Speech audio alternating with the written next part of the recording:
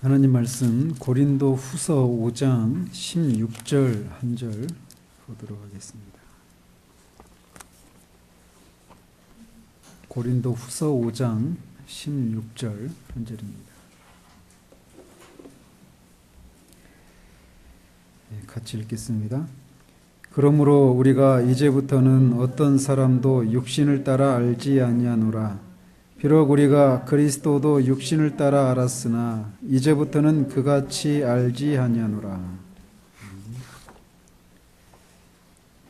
지난주에는 우리 속사람을 통해 효과적인 방식으로 주님의 일을 감당하기 위해서는 겉사람이 어떤 다른 것들에 몰두하고 있는 일들이 없어야 한다라고 말씀을 드렸습니다. 속사람이 겉사람이 깨어져서 속사람이 자유롭게 된 상태 가운데 있어도 이 원리가 있다라는 것이죠. 겉사람이 다른 것들에 몰두하고 있는 동안에는 속사람이 겉사람을 통해서 일을 해야 되는데 그 일을 못하게 된다라는 거예요. 육체의 능력에 한계가 있는 것처럼 우리의 겉사람에도 그런 한계가 있기 때문이라고 말씀드렸습니다. 그래서 우리의 지성과 마음과 의지가 속사람의 이 생각과 뜻과 이런 의지에 상관이 없이 독자적으로 활동하지 못하도록 하기 위해서 하나님의 성령께서는 이 겉사람을 깨뜨리시는 일을 하신다라는 거예요. 그래서 궁극적으로는 내 스스로는 생각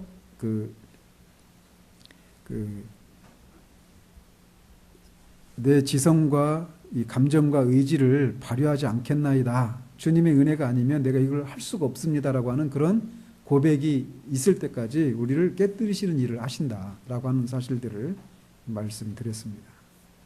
근데 보통은 그런 일을 하실 때 실패를 경험하게 하시는 방식을 통해서 우리의 겉사람의 항복을 받아내시는 그런 방식으로 진행된다라고 말씀을 드렸습니다.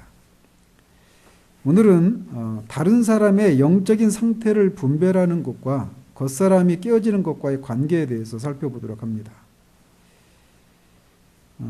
오늘 오전에도 우리가 살폈듯이 교회 머리 되시는 주님께서 교회에 여러 직분들을 주신 소극적인 목적은 어린아이의 상태로부터 출발한 그리스도인이 계속해서 그 상태에 머무르는 것이 아니라 그리스도의 장성한 분량에까지 자라고 그 과정 속에서 과정에서 있게 되는 그런 사람의 속임수와 마귀의 그 간사한 유혹에 빠지지 않도록 하기 위해서 그런 직분들을 주셨다라고 말씀을 드렸어요.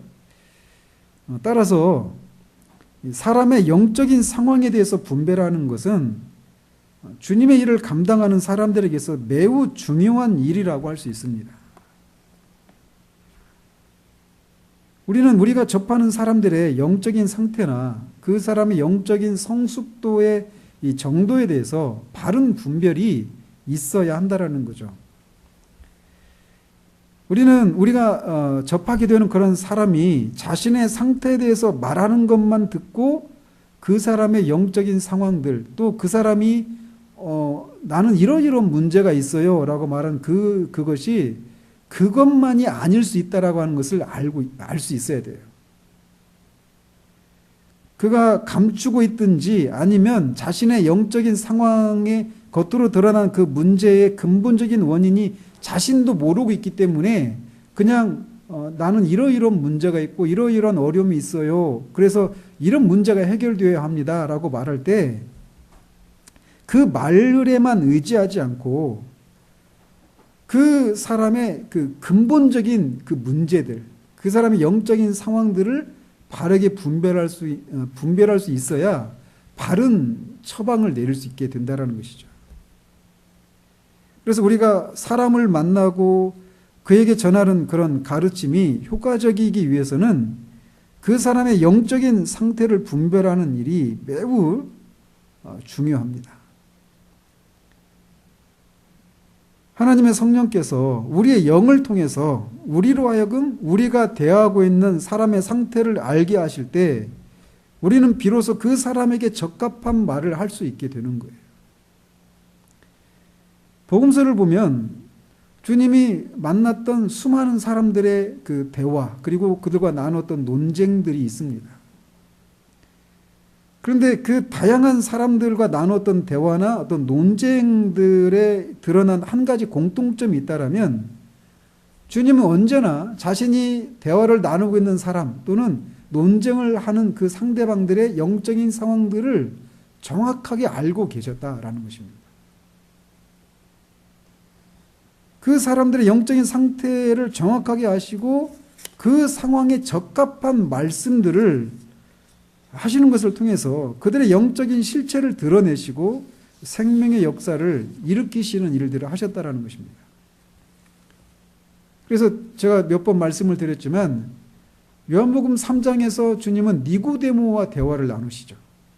근데 니고데모에게 주님은 네가 네 영혼이 영원히 목마르지 않을 수 있도록 생수를 내게 주겠다, 이런 말씀하시지 않으십니다.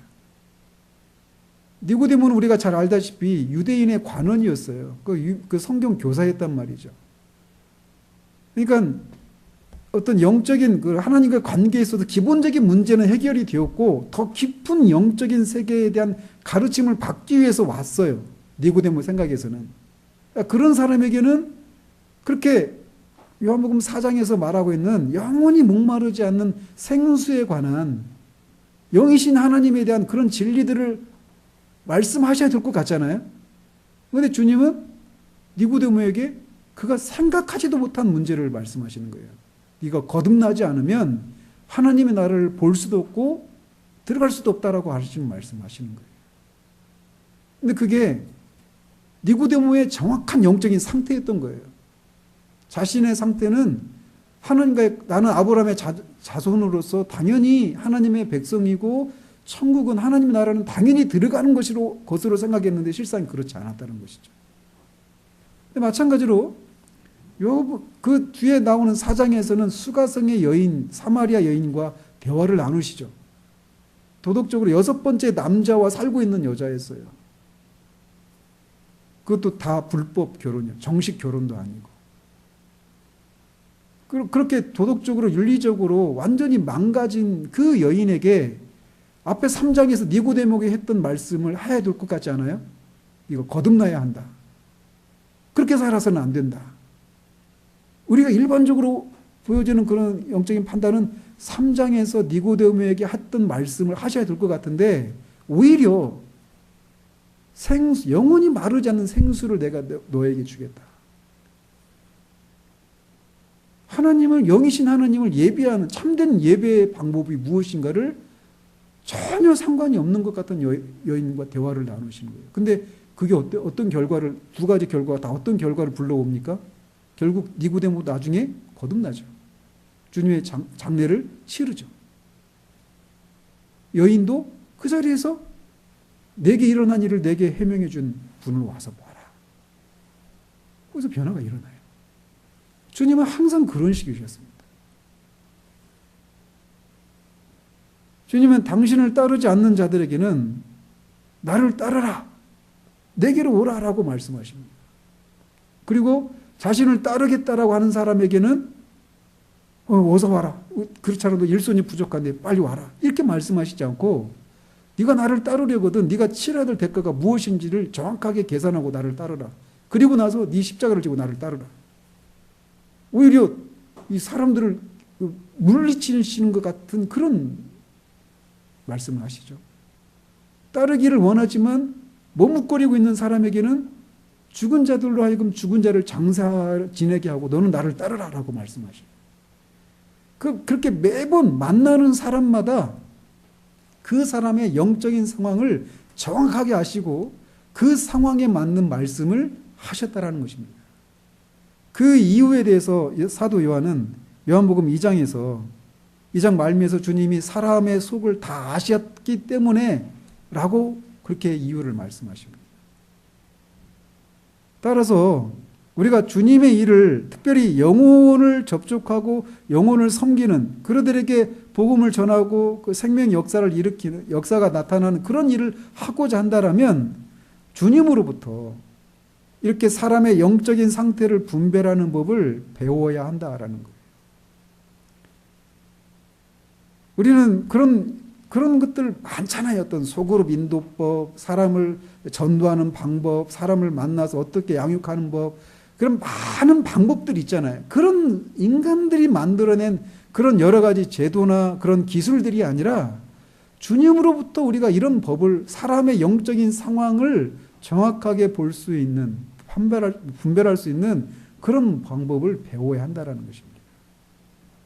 만약 그렇지 않으면 우리는 우리의 겉사람의 이 지각과 이 그날 우리의 마음의 상태에 따라서 사람들을 접할 수밖에 없게 됩니다. 그래서 우리 마음이 막 기쁘고 흥분되고 막 그럴 때는 그 사람을 만날 때 그런 마음의 상태로 대하겠죠. 그 상대방의 영혼의 상태가 그렇지 않든 상관하지 않고 내 이 겉사람의 상태에 따라서 기분에 따라서 그 사람을 대하는 거예요. 뛰어난 의사는 환자가 찾아와서 자신의 증상을 이렇게 말하는 것만 가지고 이 사람은 어떤 병이구나라고 하는 것을 판단해서는 안 됩니다. 물론 그 사람의 그 환자가 말하는 증세들을 들어야죠. 먼저는. 그렇지만 그것으로 이 의사도 그 환자의 판단을 그것만 의존해서 그 환자의 상태를 진단해서는 안 되는 것이에요. 왜냐하면 겉으로 드러난 어떤 그 육체의 그런 질병은 사실은 그 환자가 생각하는 것처럼 어떤 기관 때문에 그런 것이 아니라 전혀 엉뚱한 데에서 올 수도 있거든요. 그리고 이 육체의 질병인데 사실은 그게 심리적인 것에서 오는 병일 수도 있단 말이에요. 그래서 단순히 어떤 증세만 치료해서는 근본적인 치료가 이루어질 수가 없는 것입니다. 이것은 영적인 측면에서도 마찬가지입니다. 우리가 사람들에게 복음을 전하고 가르치는 일을 통해서 어떤 영적인 그런 효과를 거두기를 원한다면 그런 처방에 앞서서 정확한 진단이 있어야 돼요. 정확한 진단이 없이 정확한 치료를 할 수 없는 노릇입니다.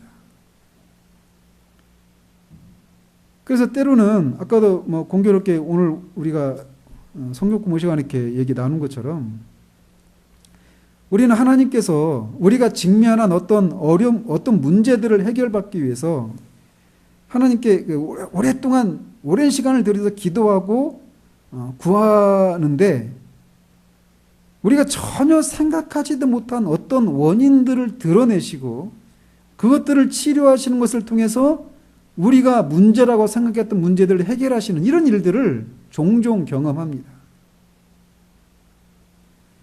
그런 일을 경험하는 것은 얼마나 놀랍고 감격스러운 일인지 모릅니다. 그리고 그런 방식으로 처리된 문제들은 우리 영혼에 깊은 흔적을 새겨놔요. 그리고 그런 경험들을 통해서 우리는 우리가 직면한 문제들을 전과는 다른 방식으로 바라보게 되고 그제서 우리는 비로소 다른 사람들을 도울 수 있는 사람이 됩니다.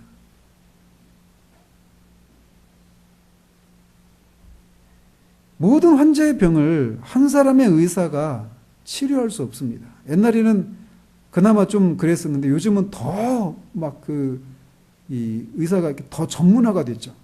그래서 아주 작은 부분에서만 전문가예요. 의학 박사라고 하는데 이 박사가 넓을 박자잖아요. 이 넓을 박자가 아니라 사실 이제 깊을 박자가 되어버렸어요. 깊을 박자가 있는지 한자로. 그래서 아주 전문적인 영역에서만 그 의사가 그 병을 치료할 수 있는 그런 시대가 되어가고 있어요. 근데 그게 그래서 이제 종합병원을 이루어가지고 다른 많은 분야들의 의사들이 모여서 환자들을 이렇게 치료하는 일을 하죠. 그런데 이런 현상들은 영적인 문제에 있어서도 마찬가지입니다. 그래서 때로는 우리가 사람들을 만나서 복음을 통해서 그 사람의 영혼을 이렇게 섬기고 돕는 일을 하는 과정에서 먼저는 그 사람의 영적인 상태들을 우리가 분별할 수 있어야 되는데 어떤 경우에는 우리가 그 사람의 영적인 상황들을 분별할 수 없고 우리가 우리의 능력을 넘어서는 그런 사람들을 우리가 만날 수도 있어요.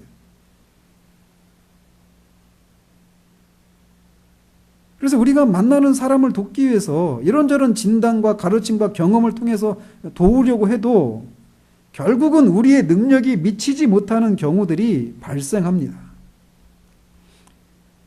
그럴 때 우리는 우리의 한계를 정직하게 주님께 고백하고 교회 안에 다른 지체들의 도움을 받아야 하는 것입니다. 우리가 이제 다다음 주 정도 되겠지만 에베소서 4장 16절을 살피면서 이렇게 말씀드리겠지만 교회 안에 있는 지체들이 서로 연결되고 도움을 받아서 그리스도의 장성한 분량에까지 이르는 거거든요. 목사 혼자서 영혼을 섬기는 사람들 혼자서 모든 사람들의 상태를 진단하고 치료하는 일을 하는 것이 아니라 교회 안에 여러 지체들의 도움을 통해서 이런 일들을 하는 것이에요.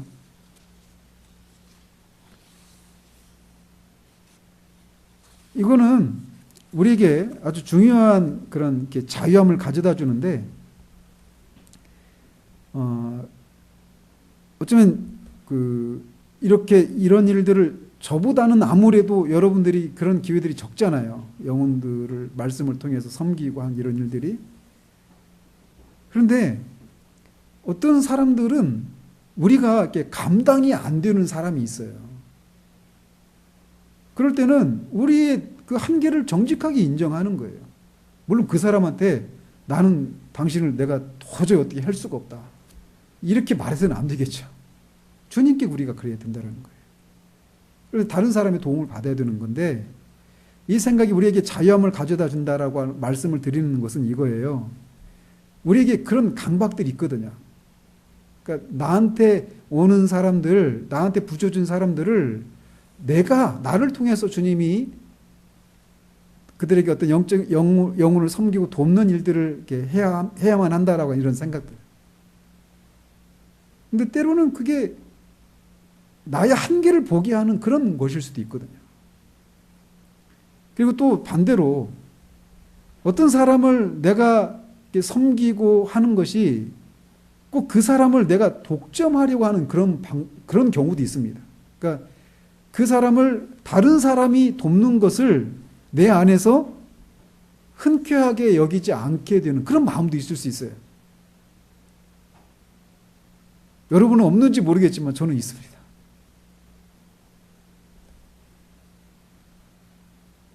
그래서 이런 한계들을 이렇게 접하게 되는 상황들을 통해서 그 사람에게 어떤 문제들을 내가 계속해서 끌어안고 그 사람에게 도움을 끝까지 줘야 된다든지, 또는 내가 아닌 다른 사람이 그 사람에게 도움을 주는 것을 내가 용납하지 못한다든지 하는 이런 마음으로부터 우리가 자유할 수 있는 것이, 그 사람에게 우리의 어떤 경험과 이런 가르침들을 통해서도 그 사람을 실제로 돕지 못하는 우리의 한계들을 보게 하는 것을 통해서 그런 것을 훈련하시기도 하신다라는 거예요.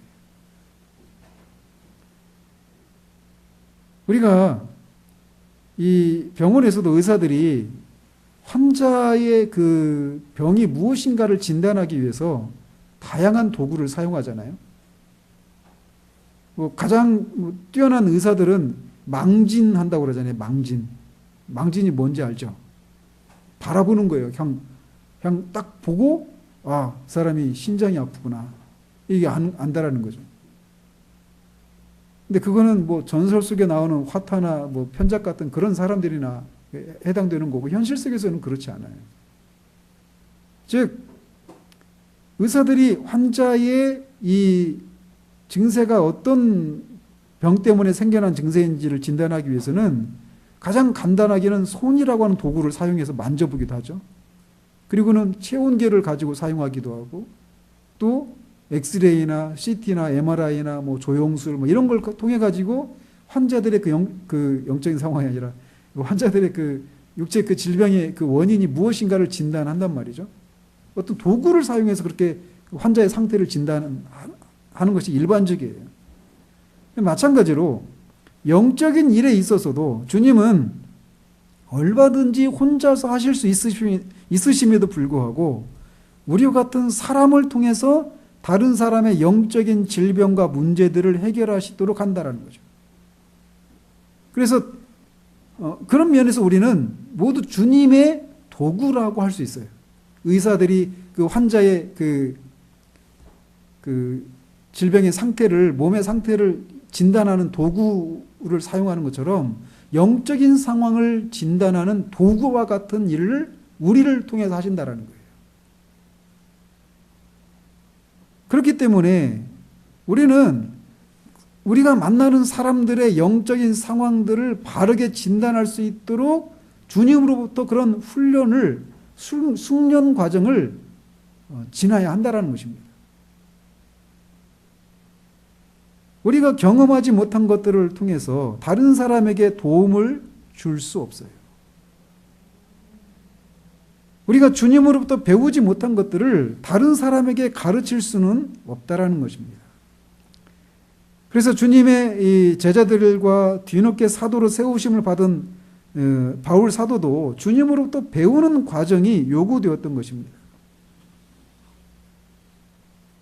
그래서 주님으로부터 예를 들어서 어떤 교만한 문제를 가지고 있는 사람이 주님으로부터 그 문제에 대해서 성령의 그런 훈련을 통해 그 문제가 다루심을 받지 못한 사람들은 교만한 사람을 다룰 수가 없어요.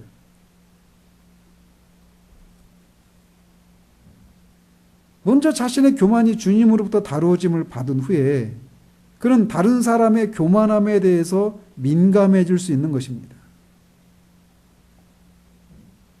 그래서 정작 자신의 문제가 교만함이 있음에도 불구하고 그것을 모르고 있는 교만한 사람을 이 주님으로부터 그 교만함의 문제가 다루심을 받지 못한 사람은 그런 사람을 효과적으로 다룰 수가 없는 거예요. 이것은 모든 면에 적용될 수 있습니다. 그래서 한 사람이 주님으로부터 얼마나 많은 다루심을 받았는가가 그 사람을 통해서 주님의 일들이 얼마나 효과적으로 나타나는가가 결정되는 거예요.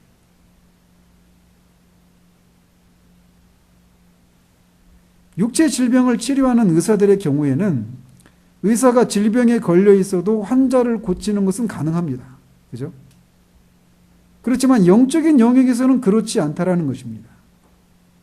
영혼을 상대하는 사람의 영적인 상태가 자신이 만나는 사람의 영혼을 치료하기에 적합한 상태가 있다라는 거예요.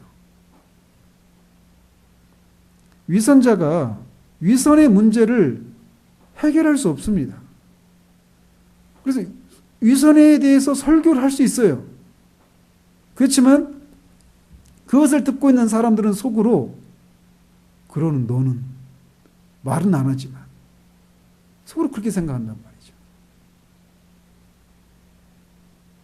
이것은 모든 영역에서 마찬가지입니다. 그렇기 때문에 우리가 사람을 대하기 위해서는 우리가 먼저 우리가 만나는 사람이 가지고 있는 문제들에 대해서 주님으로부터 다루심을 받고 교훈을 얻는 것이 필요해요. 이런 지식을 어떤 책이나 다른 사람의 경험과 가르침을 통해서 배울 수 있을지 모르지만 그런 방식으로 터득한 지식은 영혼을 섬기는 일에 있어서는 아무런 효과를 발휘하지 못합니다. 그렇다고 해서 그런 다른 사람의 가르침과 경험이 아무 소용이 없다라고 하는 것이 아니라 그것이 실제로 성령의 훈련을 통해서 자신의 것이 되지 않으면 아무 소용이 없다라는 거예요. 주님은 사람을 통해서 사람을 다루십니다. 그렇기 때문에 주님이 우리를 통해서 다른 사람의 영혼을 효과적으로 이렇게 다루시기를 원하신다면 먼저 우리가 주님으로부터 다루심을 받는 것이 그 다루심을 통과한 후에야 다른 사람을 섬길 수 있는 것입니다. 이런 다루심을 통과하지 않은 사람의 가르침이 피상적으로 들리는 이유가 바로 여기 있는 거예요. 똑같은 가르침을 전하지만 어떤 사람은 그것이 실제적인 효과를 발휘하고 또 어떤 사람은 그것이 그냥 백과사전적인 지식만 전해줄 뿐 아무런 실효를 거두지 못하는 이유가 바로 여기에 있는 거예요. 그거를 전하는 사람이 전하는 그 가르침을 주님을 통해서 그런 훈련을 통해 배운 지식인지 아닌지가 그런 차이를 불러온다라는 것입니다. 우리는 사람을 다루기 전에 주님의 훈련을 통과해야 합니다. 그런데 이 일은 성령께서 우리가 거듭난 이후에 즉각적으로 이 일을 시작하신다라는 거예요. 그렇기 때문에 신자가 하나님의 말씀이 신실하게 공급되지 못하는 상황 속에서도 이 성령의 훈련은 계속 되거든요. 그래서 하나님의 말씀이 신실하게 전해져서 그 말씀을 통해 은혜를 누리지 못하는 그런 상황 속에서도 신자들은 이 생명적인 은혜를 누릴 수 있는 거예요. 저는 이렇게 돌아보면 하나님의 은혜로 비교적 말씀이 제대로 전해지는 교회를 다녔다고 생각을 합니다. 그런데 그러면서 이제 그 한때는 제가 속했던 그 교회가 어떤 그 교회의 표준처럼 마치 그 다니던 교회만 은혜가 있고 다른 곳은 다 그런 은혜가 없는 그런 교회다라고 하는 그런 생각들을 자신도 모르게 가지고 있었던 적이 있어요. 그런데 제 아내도 이제 다른 교회 다니고 있었잖아요. 그래서 그 교회 다니셨던 그런 집사님들, 주변 분들 만나고 또 이렇게 해가지고 다른 교회에 있는 분들도 이렇게 접촉할 수 있는 그런 기회들을 자주 갖게 되면서 제가 놀랬던 것이 하나가 뭐냐면 분명히 그 교회들이 제가 다니고 있었던 교회에서 전해지는 그런 류의 말씀들이 제대로 전해지지 않았다라고 아는 교회임에도 불구하고 그런 교회에도 여전히 하나님의 은혜를 누리는 분들이 계시더라는 것이에요.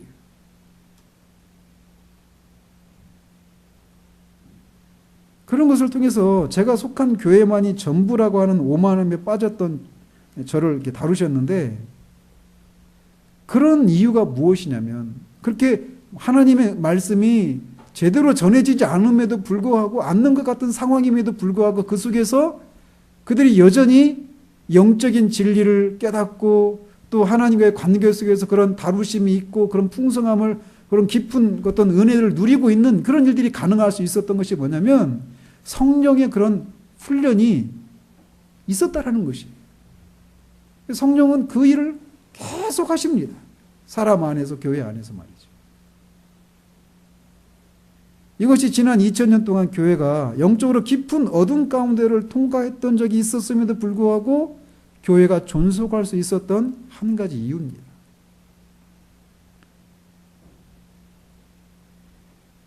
육체를 치료하는 의사의 경우는 환자의 상태를 진단할 때 자신의 상태를 알 필요가 있을까요? 없을까요?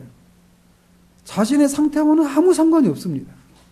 그런데 영혼을 다루는 이 문제에 있어서는 환자의 상태뿐만 아니라 자신이 접하는 그 사람의 상태, 영적인 상태뿐만 아니라 자신의 상태를 분별하는 이것도 반드시 요구된다라고 하는 것이 차이가 있어요. 예를 들어서 우리는 어떤 사람이 교만하다든지 어떤 슬픔에 빠져 있다든지 낙심에 있다든지 강팍하다든지 하는 그런 모습, 그런 사람의 상태, 그런 상태를 가진 사람을 접합니다. 그러면 딱 보면서 이 사람이 아주 강팍하구나, 낙심에 있구나, 아주 막 슬픔 가운데 있구나, 이런 것을 우리가 이렇게 감지를 해요. 그런데 그렇게 우리가 느낄 수 있는 것은 그 사람의 겉사람을 통해서 우리가 그 사람의 영적인 상태를 그렇게 보는 거예요. 교만한 사람이 있다. 그러면 그 사람의 그 속사람이 그 겉사람을 통해서 드러나는 거잖아요. 근데 그 속에서 속사람이 그 속사람이 내가 접할 때 겉사람을 통해서 내가 접하기 때문에 그 겉사람의 상태가 교만하고 강팍하고 낙심해 있고 슬픔에 사로잡혀 있고 이런 모습을 내가 접하기 때문에 딱 접할 때 이 사람 교만하구나, 강팍해 있구나, 낙심해 있구나, 이런 것을 내가 감지한다라는 거예요.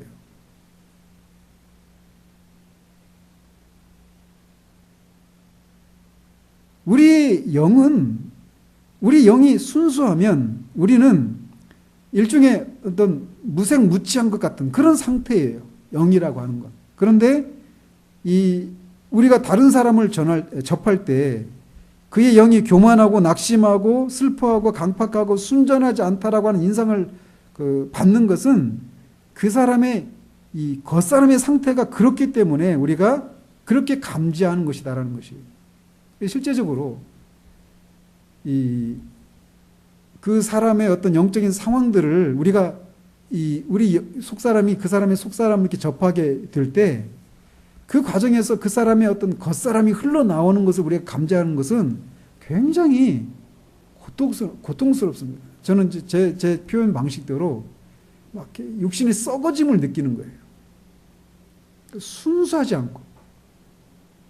근데 그런 것은 우리가 그 사람의 말이나 어떤 몸짓이나 눈빛이나 이런 것을 통해서 감지할 수 있는 거거든요.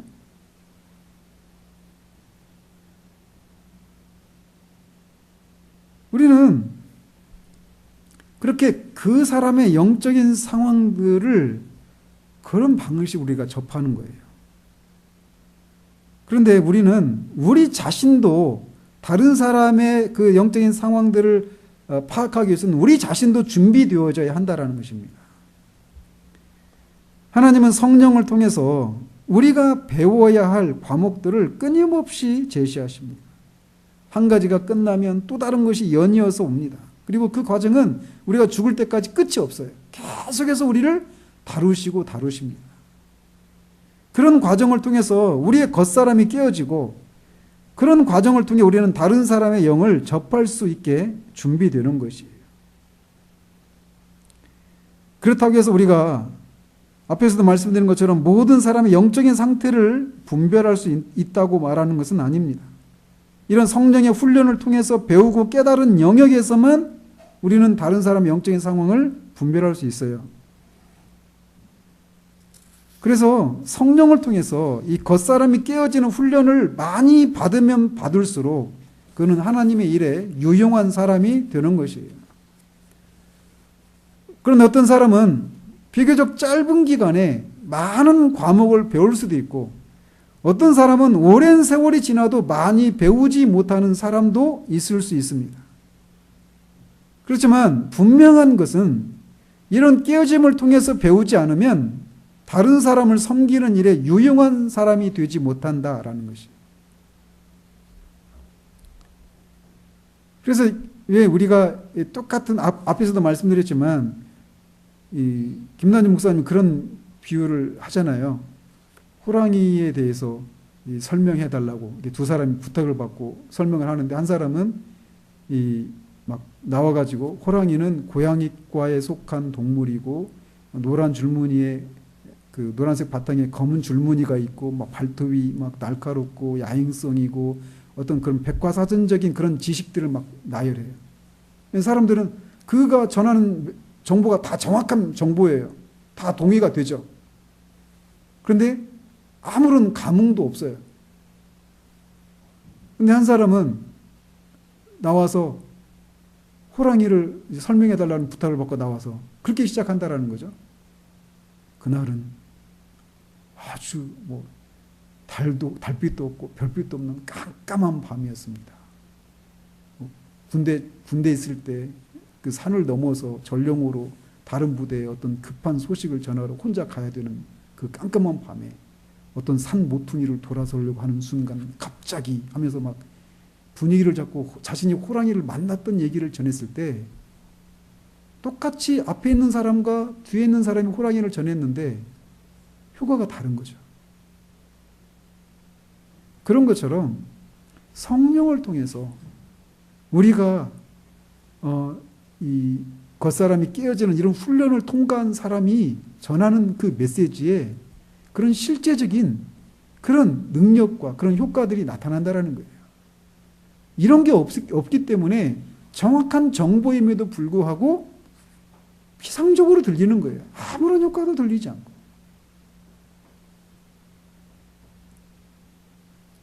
그렇지만 한 가지 더, 이런 깨어짐이 분명히 있어야만 해요. 성령을 통해 이런 깨어지는 그런 훈련의 과정들을 통과해야 됩니다. 그런 과정을 통해서 영적인 모든 것들을 다루고 배우는 이런 과정들이 필요해요.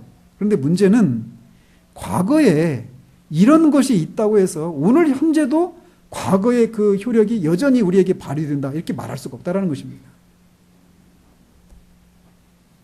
그런 깨어짐의 상태는 오늘도 여전히 우리 가운데 유지되어야 한다는 거예요. 한번 깨어짐을 받고 그 과정을 통해서 영적인 진리를 알았다고 하더라도 우리의 영은 겉사람에 의해서 언제든지 봉쇄될 수 있습니다. 이를테면 창세기 26장에서 이삭이 그 아비멜렉으로부터 쫓겨나잖아요. 그래서 많은 가축대와 사람들을 이끌고 막 이동하는 중에 가장 급하게 필요했던 것이 물을 찾는 거였어요. 그 얘기 나오죠. 26장에. 근데 그가 취했던 방법이 뭐냐면 자기 아버지 아브라함이 팠던 그 우물을 다시 파는 거였어요. 로이 존스는 그 부흥에서 그 부분을 굉장히 많이 다루고 있는데 근데 그 우물이 어땠습니까? 블레셋이 막아놓은 그런 장애물들이 있었죠. 오물들이 있어가지고 물을 직접 얻을 수가 없는 거예요. 그렇지만 그 오물들을 걷어내면 물이 있었어요. 그래서 오물을 걷어내고 그 우물을 사용했던 거죠. 그런 것처럼 그 물이 항상 흐르고 있었어요. 근데 오물이 쌓이니까 물이 없는 것처럼 보이는 거죠. 오물을 제거해야 되는 거예요. 우물이 오물에 의해서 막혀질 수 있는 것처럼 우리 겉사람이 깨어져서 속사람이 이 흘러나오는 해방되는 자유함을 얻는 이런 과거의 경험이 있다고 해서 그것이 항상 우리가 그렇게 속사람이 자유롭게 활동할 수 있는 것은 아니라는 사실이에요. 그래서 과거에 그런 성령의 그런 훈련을 통해서 깨어짐이 있었던 그런 사람이라 하더라도 오늘 현재적으로 겉사람이 봉쇄되어 있다면 역시 새롭게 되어지는 것이 필요한 거예요. 그러니까 이제 과거에는 그런 하나님의 은혜가 나타났는데 그런 그 속사람이 그런 해방되고 자유함을 통해서 근데 똑같은 메시지를 전하고 똑같은 사람이 똑같은 메시지를 전하는데 옛날 같지 않은 이유가 뭐냐? 겉사람이 봉쇄되었기 때문에 그래요. 그런 면에 있어서 우리는 늘 깨어 있어야 됩니다. 우리는 다른 사람이 입을 열어 말하기 시작할 때 그의 영적인 상태를 감지할 수 있습니다. 왜냐하면 사람은 그 마음에 가득한 것을 말하기 마련이기 때문입니다. 그런데 우리가 성령을 통해서 겉사람이 깨어지는 훈련을 받으면 받을수록 우리는 그 사람의 그 영적인 상태를, 그 영을 접하는 데 있어서 매우 민감해져요. 그래서 우리가 하나님의 성령을 통해서 이렇게 깨어지고, 겉사람이 깨어지고 그런 훈련을 통해서 우리 영이 이렇게 민감해질 때 다른 사람의 그 영적인 상황들을 아주 잘 캐치냅니다.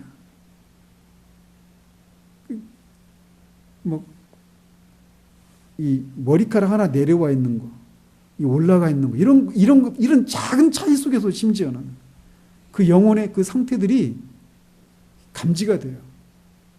그래서 그 전하는 메시지나 이렇게 대화를 나눌 때 그 사람에게 적실한 그런 말들이 그 영혼의 상태에 정확한 그런 적합한 말들이 대화들이 나눠지고 실제로 그런 대화들을 통해서 그 사람들이 실제로 도움을 받는 일들이 가능한 이유가 바로 거기에 있는 거예요. 그런데 그렇게 성령께서 우리의 겉사람을 깨뜨리시는 이런 일이 진행되는 동안에는 그런 일이 일어나고 있는지를 모릅니다, 우리가. 아이러니하게도. 그러나 그런 과정을 통해서 진리를 깨닫고 또 그런 과정을 통해서 정리된 지식을 갖게 될 때 그는 사람을 섬기는 일에 유용하게 됩니다. 그래서 그렇게 되면 이제 오늘 본문에서처럼 아무 사람도 육체대로 알지 않게 돼요. 그 사람이 말하는 말만 믿고 그 사람이 행동하고 있는 것만 가지고 이 사람은 어떤 상태구나 라고 지레짐작하고 우리의 겉사람의 그런 감각과 이런 지식으로 그 사람의 상태를 진단하는 그런 일을 하지 않는다라는 거예요. 우리는 이런 겉사람이 깨어지는 성령의 훈련을 통해서 그 사람의 영적인 상태를 분별할 수 있어서 육체대로 그 사람을 아는 것이 아니라 그 사람의 영의 상태를 분별하고 그 사람의 필요한 가르침을 제시할 수 있게 된다는 겁니다. 그래서 이 겉사람이 깨어지는 것은 우리의 겉사람이 깨어지는 것은 사람의 영적인 상태를 분별하는 일에 있어서도 필수적인 일이다라는 거예요. 주님의 일을 감당하기 위해서 이 일이 반드시 선제되어야 합니다. 그래서 우리가 만나는 사람들에게 우리가 전하는 메시지들이 피상적인 메시지들이 아니라 실제적인 그런 효력을 또 능력을 발휘할 수 있기 위해서는 우리 자신이 이렇게 깨어지는 일이 필요하다라는 것입니다. 기도하겠습니다. 하나님 아버지, 영혼을 섬기는 일에 있어서도 우리 겉사람이 깨어지지 않으면 그런 일들이 가능하지 아무런 효력을 발휘하지 못한다는 사실들을 또 배우게 됩니다. 성령께서 우리의 겉사람을 깨뜨리는 이런 일들이 진행되는 동안에는 우리는 그것이 무엇인지 알지 못하고 때로는 그 과정 속에서 고통을 겪기도 하지만 그 고통의 과정들을 통해서 우리는 실제적인 그런 깨달음과 그런 진리들을 터득해서 우리가 만나는 사람들의 그 영적인 상황들을 바르게 분별하고 그들에게 적합한 가르침들을 제시해서 그들을 섬기는 일에 효과를 발휘하게 되는 그런 사람으로 우리를 준비시키는 그런 과정 가운데 그런 깨어짐의 과정들이 있다는 사실들을 우리가 배웠습니다. 주님, 우리의 눈을 열어주셔서 지금도 주님이 그렇게 우리를 훈련하시고 다루시는 그 삶의 현장들을 보게 하시고 정말 그 다루심의 속에서 우리가 우리의 겉사람 타고난 그 본성을 따라 도무지 더 이상 살 수 없다라고 하는 그런 지경에까지 우리를 낮추시고 깨뜨리셔서 우리가 보지 못했던 것들을 보게 하시고 우리를 다루시는 것을 통해 우리가 자유함을 있게 하시고 그런 다루심들을 통해서 우리가 우리의 가족들을 우리가 만나는 사람들을 섬기는 데 유용한 사람들을 우리를 준비시켜 주시기를 소원합니다. 예수 그리스도 이름으로 기도합니다. 아멘.